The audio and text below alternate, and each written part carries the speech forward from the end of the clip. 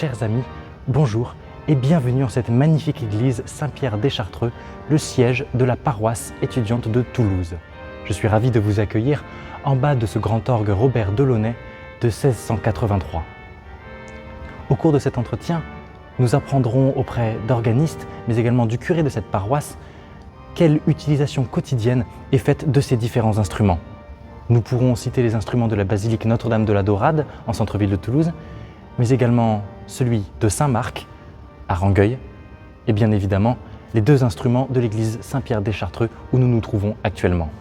La paroisse étudiante, c'est donc comme un lieu d'apprentissage, d'apprentissage aussi de la vie paroissiale. Pour moi, c'est un enjeu hyper important qu'on puisse déployer le nombre d'organistes, de nombreux jeunes se mettent à l'orgue pour accompagner la liturgie sur le roi des instruments, parce que voilà, on dit des orgues sur le roi des instruments, et c'est dommage que tous ces rois des instruments ne soient pas utilisés à l'heure actuelle. Alors, moi, mon rêve très simple pour cette année, c'est que d'ici la fin de l'année, il y ait une dizaine de jeunes qui se soient mis à l'orgue. C'est une des grandes choses à la paroisse étudiante, c'est qu'on est vite jeté dans le bain. Mais moi je voudrais qu'en l'espace de 10 ans, on ait formé plus de 100 organistes liturgiques. Voilà, chers étudiants, soyez audacieux. Moi je pense qu'il y en a beaucoup parmi vous qui peuvent faire beaucoup de bien dans la liturgie et sur les orgues. Une immense joie, c'est de voir des étudiants se déployer. Et déployer leurs capacités, déployer leur talent. Ça, je l'ai vu, j'ai vu des jeunes organistes comme Guillaume, qui sont arrivés à la paroisse, qui jouaient depuis longtemps et qui se sont mis au service et qui permettent de faire évoluer et de voir les choses en grand. J'ai vu Emmanuel qui a débarqué, c'était tout au début, je me souviens des premières messes. Puis la dernière, une de mes plus grandes joies, je pense, de cette année, c'est de voir Céline, où l'année dernière je l'avais un peu challengée, donc Guillaume l'a un peu coachée pour qu'elle se mette à l'orgue avec Emmanuel. Il y a une petite vidéo là, je pense qu'il faudrait vraiment que vous la voyiez, parce que on voit Céline qui joue plein jeu sur l'orgue de la Dorade, alors que je pense qu'il y avait 600 personnes qui étaient en train de rentrer en procession. En fait, cet étonnement de vous-même, vous dire en fait je peux quoi.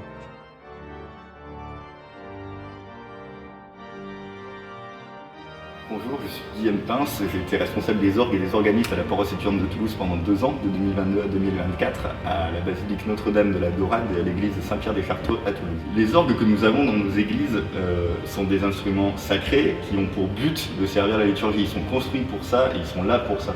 L'orgue en liturgie sert à accompagner l'assemblée, ça passe bien entendu par l'accompagnement des chants, que chante la chorale, mais ça passe surtout et aussi par l'accompagnement des oraisons, l'accompagnement du prêtre qui chante, qui est prévu par le missel pour être chanté. En tant qu'organiste, bien sûr, on a aussi des moments seuls, en dehors du chant d'entrée, en dehors des oraisons. On a des moments où on est amené à jouer des pièces, que pour l'offertoire par exemple, pour le post-homélie, l'action de grâce après la communion, avant la messe, après la messe. Mais le rôle, l'objectif est toujours d'aider les gens à prier, absolument pas d'être là pour se montrer et pour faire une démonstration de niveau. On a des concerts pour ça, et pendant la messe, on est vraiment là pour aider les gens à prier. En tant qu'organiste, on a cette chance de pouvoir jouer sur un instrument qui est le plus gros instrument existant, et qui plus est, pour la plupart, sont des monuments historiques. Donc on fait partie de ces rares personnes qui font vivre réellement un monument historique. Notre rôle aussi en tant qu'organiste, et particulièrement en tant qu'organiste à la paroisse étudiante, c'est de faire rayonner ce qu'on apprend à Toulouse, ailleurs, par exemple ici, dans le cadre de mes études, je suis à Valenciennes, donc on fait rayonner tout ce qu'on apprend, cette manière de faire la liturgie. Il est très important de faire vivre ces instruments et on y travaille beaucoup, et en local, à Toulouse, auprès de la basilique Notre-Dame de la Dorade, et ces 2 très beaux instruments, à l'église Saint-Pierre des Chartreux, avec ce grand orgue français et cet orgue Puget de chœur qui a été restauré il y a peu. Mais c'est aussi de l'exporter, notamment lors du pèlerinage Exode à Lourdes, où nous jouons sur les orgues du sanctuaire auprès d'Isaiah Ravelli, leur nouveau titulaire.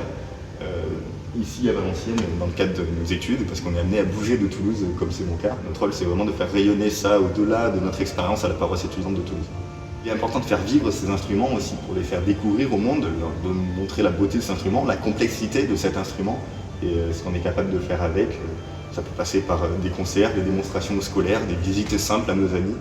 Le rôle de l'organiste, même s'il est discret, est d'autant plus important qu'il porte la prière des fidèles pendant la messe. À la paroisse étudiante, ce qui est bien, c'est que vous avez l'habitude d'entendre l'orgue, qu'à chaque messe dominicale, il y a toujours au moins un organiste qui est là pour servir, soit au grand orgue, soit à l'orgue de chœur. C'est pas du tout le cas dans les campagnes. Plus tard, lorsqu'on aura fini de servir pour la paroisse étudiante, ça sera bien de réinvestir nos compétences pour aller faire vivre les orgues de campagne. Encore une fois, comme l'a dit le curé, il n'y a pas d'organiste partout, les orgues ne jouent pas partout. C'est vrai que investir maintenant, aujourd'hui, dans des organistes qui vont se former pour accompagner la liturgie, c'est permettre demain aux paroisses de campagne, aux orgues de campagne de sonner à nouveau et de pouvoir faire résonner la musique sacrée qu'on aime tous. Je pense qu'on peut vraiment s'amuser musicalement parlant en accompagnant tous ces offices et toutes ces veillées, tous ces événements à la Pasto. Par exemple, il y a aussi le chœur liturgique des étudiants de Toulouse que les organistes sont amenés à accompagner.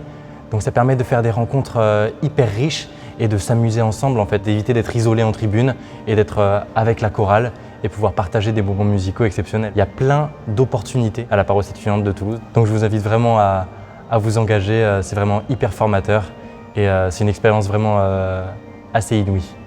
Je m'appelle Céline Binet, je suis responsable des orgues pour la paroisse étudiante. Chacun dans la paroisse a son rôle à jouer et si on est musicien, c'est un des meilleurs rôles que de pouvoir accompagner la messe et un des plus beaux à rendre à la paroisse.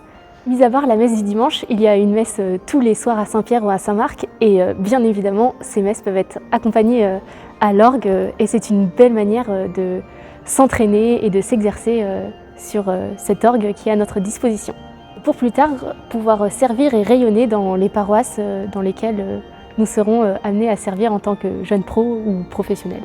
Si vous êtes intéressé, donc n'hésitez pas à me contacter ou à contacter la paroisse pour avoir plus de renseignements. Vous l'aurez donc compris, la paroisse étudiante de Toulouse est constamment à la recherche de nouveaux organistes capables d'accompagner les messes bien sûr, mais également de répéter avec les chœurs et faire vivre la musique sacrée au service de la liturgie catholique.